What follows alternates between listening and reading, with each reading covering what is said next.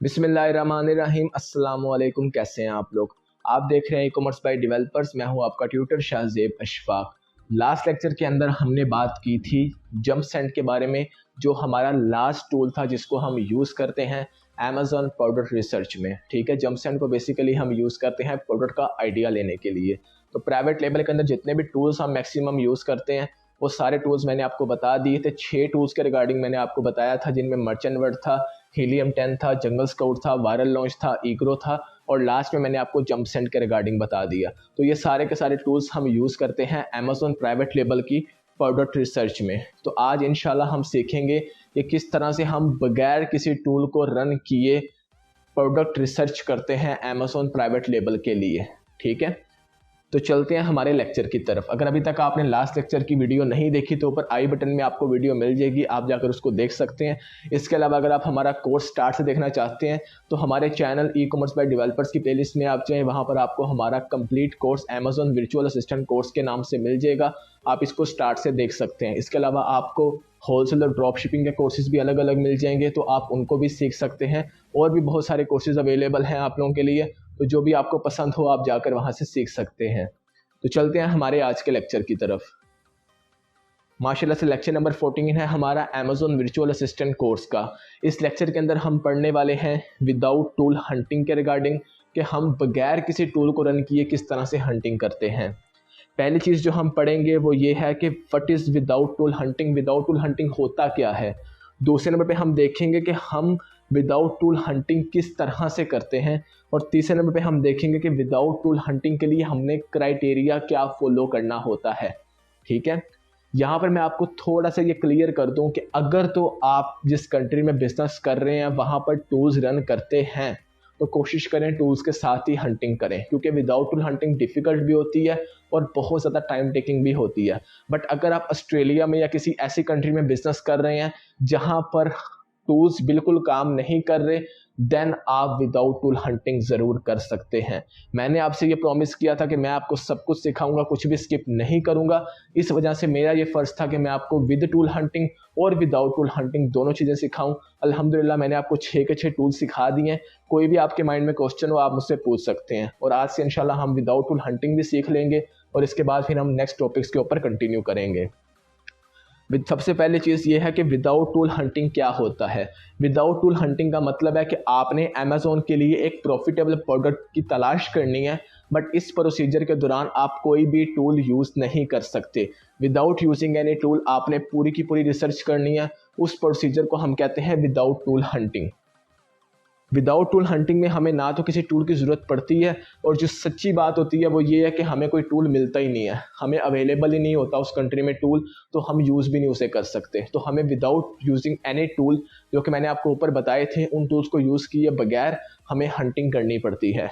ठीक है, without tool hunting का जो क्राइटेरिया होता है वो मैं आपके साथ शेयर कर देता हूँ। इसके बाद इंशाल्लाह मैं आपको विदाउट टूल प्रोडक्ट हंटिंग करके दिखाऊंगा कि किस तरह से आप लोग सिंपली अमेज़ॉन को यूज़ करके विदाउट टूल हंटिंग कर सकते हैं और इजीली जो है वो अपने लिए एक प्रॉफिटेबल प्रोडक्ट प्राइवेट लेवल के अंदर लॉन्च करने के लिए तलाश कर सकते हैं।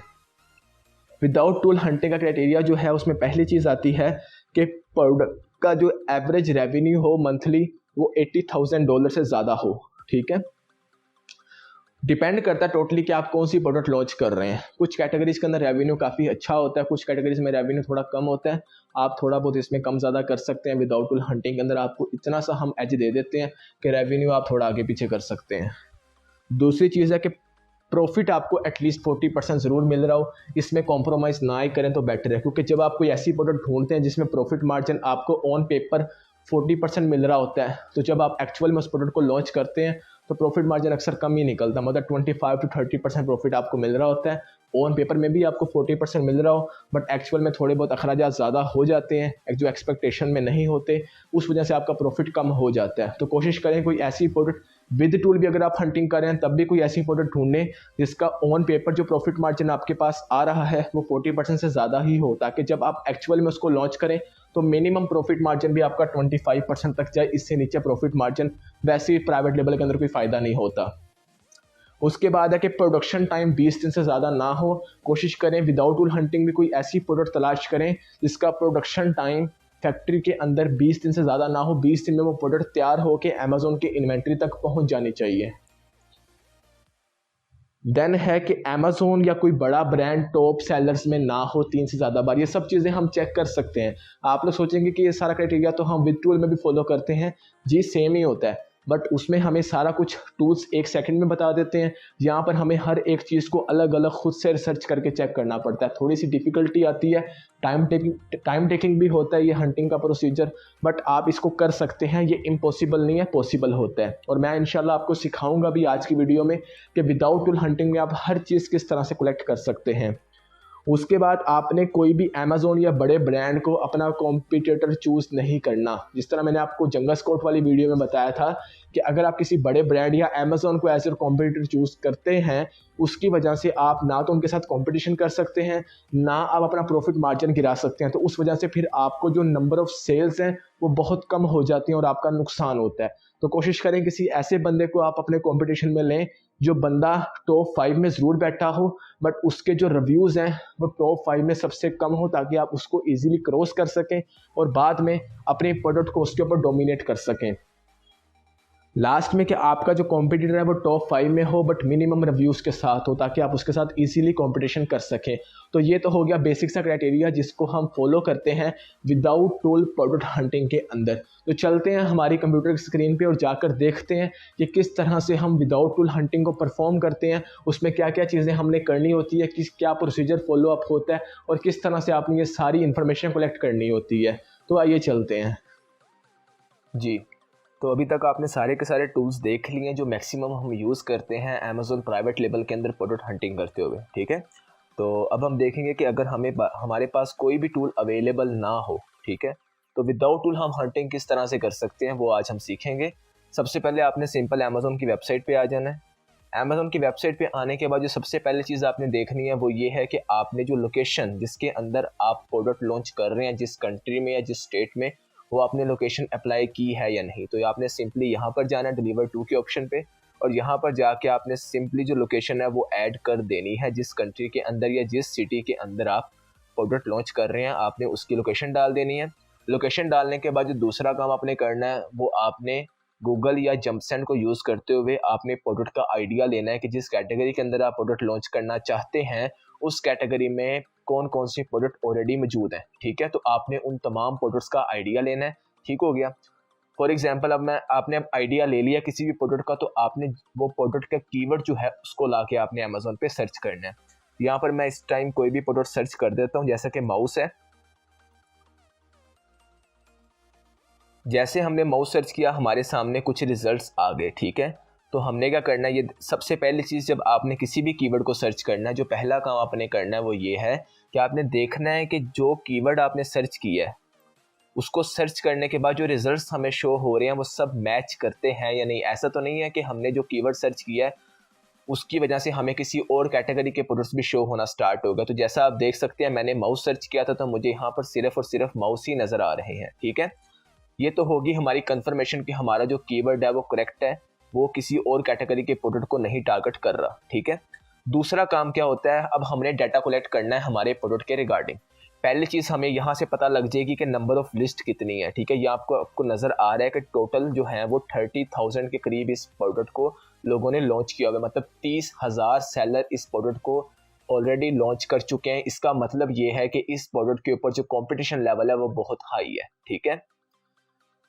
ये आपको तमाम के जो टॉप के सेलर्स हैं वो फर्स्ट पेज पे नज़र आ जाएंगे, बाकी आपको सेलर्स नेक्स्ट पेजेस पे नज़र आना स्टार्ट हो जाएंगे। अब आपके पास नंबर ऑफ लिस्ट भी आ गई, आपने ये भी कंफर्म कर लिया कि आपका जो कीवर्ड है वो करेक्ट है। अब उसके बाद हमने क्या करना है, हमने इस प्रोडक्ट के क्राइटेरिया को हमारे अपने क्राइटेरिया के साथ मैच करना होता है। वो हम किस तरह से करते हैं, हमने सिंपली किसी भी सेलर की लिस्ट को विजिट करना होता है। लिस्ट को जैसे हम विजिट करते हैं हम स्क्रॉल डाउन करेंगे, जैसे हम स्क्रॉल करते हैं तो नीचे आपको उस प्रोडक्ट का सारा क्राइटेरिया जो है वो नज़र आ जाता है। जिस तरह आप देख सकते हैं इस प्रोडक्ट का जो ब्रांड नेम है वो लॉगिटेक है, इसका सीरीज़ नेम M510 है, ठीक है। उसके अलावा आपको इसका आइटम का मॉडल नंबर नज़र आ गया है, सही हो गया। आप इसका वेट देख सकते हैं, डायमेंशन देख सकते हैं। आपको सबसे इंपॉर्टेंट चीज़ होती है एसइन।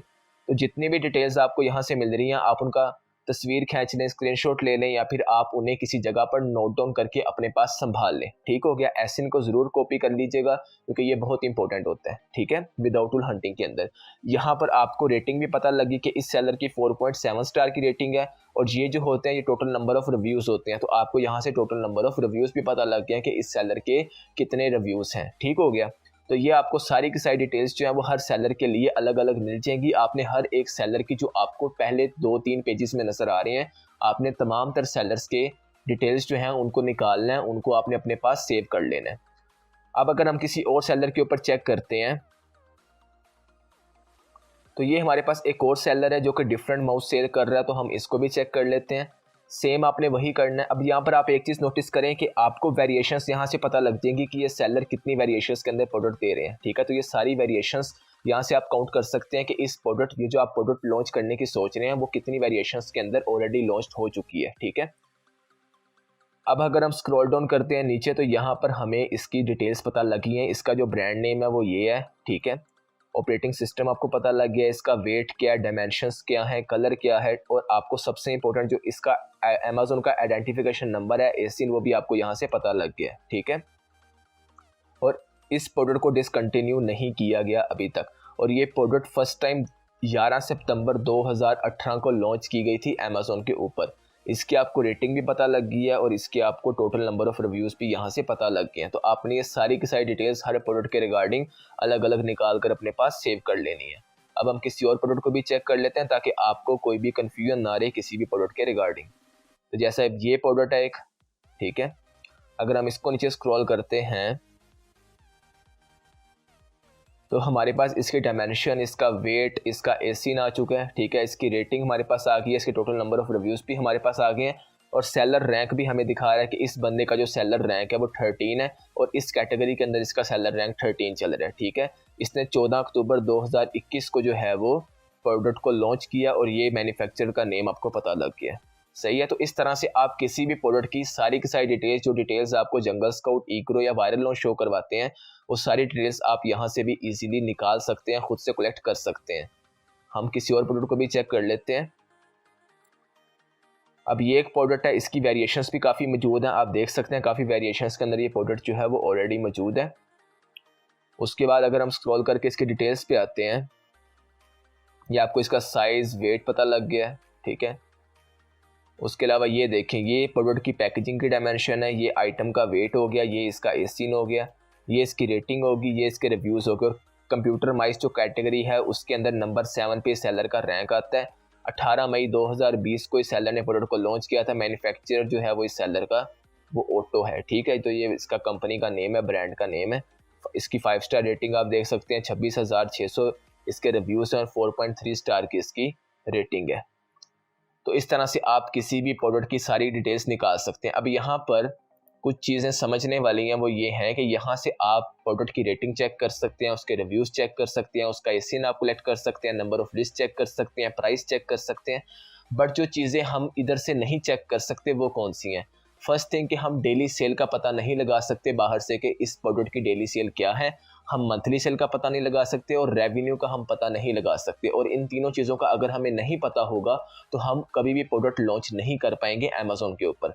तो अब इन 3 चीज़ों को किस तरह से हम कलेक्ट करते हैं, इनमें से अगर एक चीज़ भी हमें मिल जाए तो हम बाकी दोनों चीज़ों को ईजिली फाइंड कर सकते हैं। फॉर एग्जांपल, अगर हमें डेली सेल का पता लग गया कि इस सेलर की एक दिन में 100 प्रोडक्ट सेल होती है फॉर एग्जांपल, तो हमें अंदाज़ा हो जाएगा कि इस सेलर की ऑन एवरेज महीने के अंदर 3000 प्रोडक्ट सेल होंगी।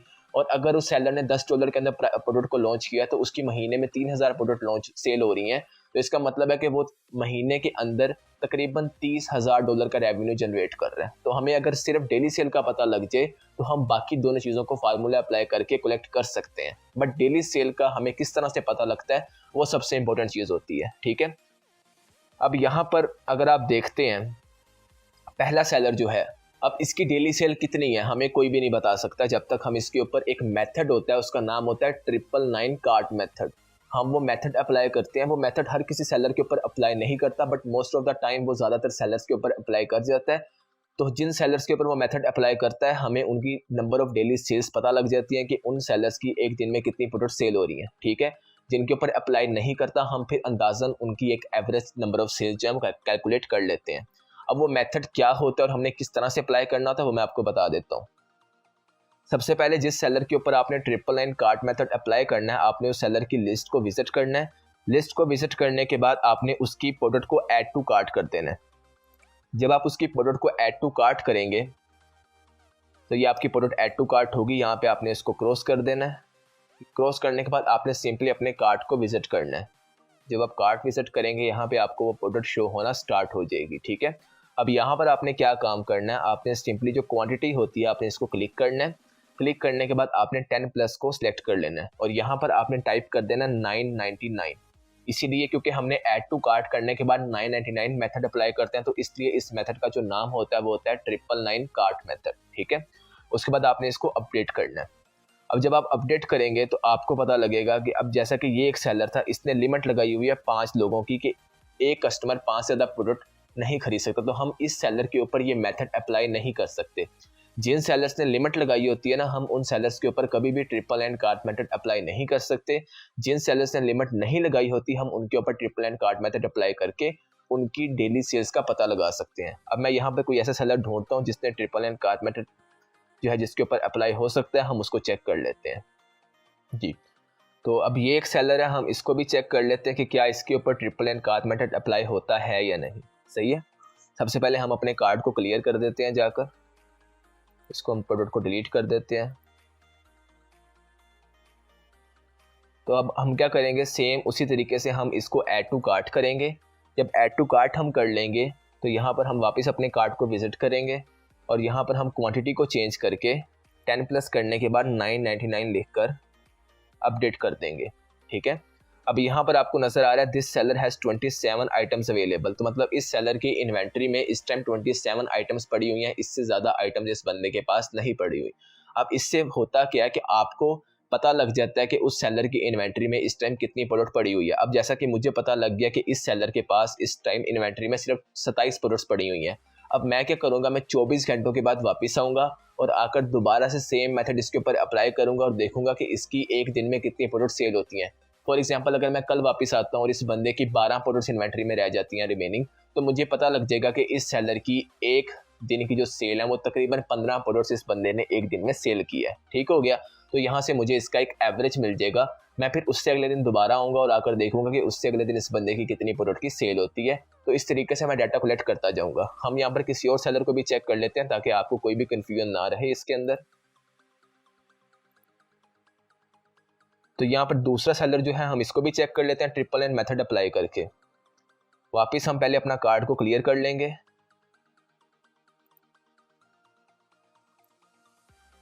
और उसके बाद हम उस सेलर को ऐड कर देंगे ऐड टू कार्ट। अब ये ऐड टू कार्ट हो गया। हम वापस अपने कार्ट में जाएंगे और सेम उसी तरीके से हम क्वांटिटी को चेंज कर पहले 10+ सेलेक्ट करेंगे और टाइप कर देंगे 999 और अपडेट कर देंगे। जैसे अपडेट करेंगे अब यहाँ पर हमें नज़र आ रहा है कि इस सेलर की इन्वेंट्री में इस टाइम 320 प्रोडक्ट्स अवेलेबल हैं। अब हम कल दोबारा आएंगे और आकर सेम इसी तरीके से इसकी जो है सेलर को हम लिस्ट को ऐड टू कार्ट करेंगे। ऐड टू कार्ट करने के बाद हम दोबारा से क्वांटिटी 999 करेंगे और अपडेट करेंगे। कल हमें फॉर एग्जांपल अगर ये दिखा देता है कि इस सेलर के पास इस टाइम 300 प्रोडक्ट्स अवेलेबल हैं, तो हमें पता लग जाएगा कि एक दिन में इस सेलर ने 20 प्रोडक्ट की सेल की है। हमने 3 बार ये डाटा कलेक्ट करना होता है एटलीस्ट। अगर आप प्रोडक्ट लॉन्च कर रहे हैं प्रॉपर, तो कोशिश करें कि कम से कम 7 दिन तक मुसलसल हर रोज़ डाटा कलेक्ट करें कि 7 दिन में हर रोज़ कितनी कितनी प्रोडक्ट्स किस सेलर की सेल हो रही हैं।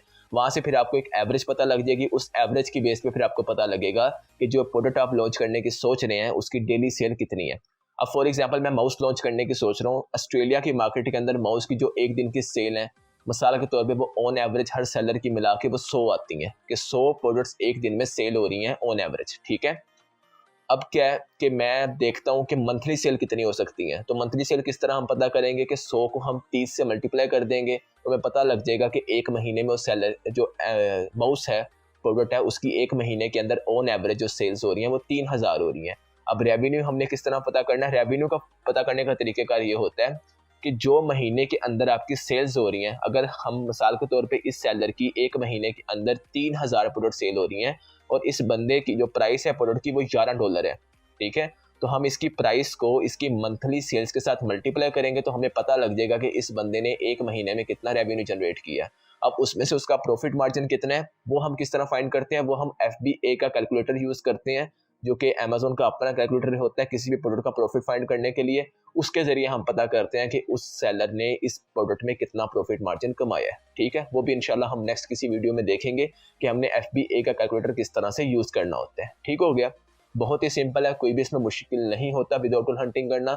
आपको सिर्फ प्रैक्टिस करने की ज़रूरत है। आप इस वीडियो को कंप्लीट देखने के बाद जाकर प्रैक्टिस स्टार्ट कर दें विदाउट टूल हंटिंग, क्योंकि इसमें आपको किसी किस्म की कोई चीज़ खरीदने की ज़रूरत नहीं है। आप सिंपली मोबाइल फ़ोन या लैपटॉप जो भी आपके पास अवेलेबल है, सिंपल अमेजोन को आप ओपन करें, वेबसाइट को, जिस प्रोसीजर से मैंने पहले आपको चीज़ें बताई हैं आप उसी प्रोसीजर से डिफरेंट फोटोज़ को हंट करें। आपको पता लग जाएगा कि डाटा किस तरह कलेक्ट करते हैं, ट्रिपल एंड मेथड किस तरह से रन करते हैं। कोई भी अगर आपको प्रॉब्लम आए तो आप मुझसे ज़रूर पूछेगा, ताकि कल को अगर आप प्रॉपर लेवल पे काम कर रहे हो तो आपको वहाँ पे कोई भी प्रॉब्लम ना हो। जी, जैसा कि मैंने आपको करके दिखाया परफॉर्म, आप भी सिमिलरली इसी प्रोसीजर को फॉलो अप करते हुए without tool hunting easily perform कर सकते हैं। इंशाल्लाह ताला आपको उसमें कोई भी प्रॉब्लम नहीं आएगी। ठीक है, अगर आप लोग हम मुझसे कांटेक्ट करना चाहते हैं तो आप मुझे फेसबुक और इंस्टाग्राम दोनों तरीक़ों से कांटेक्ट कर सकते हैं। डिटेल्स मैं डिस्क्रिप्शन में दे दूंगा। आपके माइंड में कोई भी क्वेश्चन हो विदाउट टूल हंटिंग के रिगार्डिंग या विद टूल हंटिंग में अभी तक हमने जितना भी पढ़ा है उसके रिगार्डिंग आपके माइंड में कोई भी क्वेश्चन हो, आप मुझसे कमेंट सेक्शन में पूछ सकते हैं। इंशाल्लाह जैसे मैं आपका कमेंट देखूंगा या आपका अगर मैं कोई मैसेज देखूंगा मैं आपको ज़रूर रिप्लाई कर दूंगा। आपसे नेक्स्ट वीडियो में मुलाकात होती है, तब तक के लिए अपना ख्याल रखिएगा। अल्लाह हाफिज़।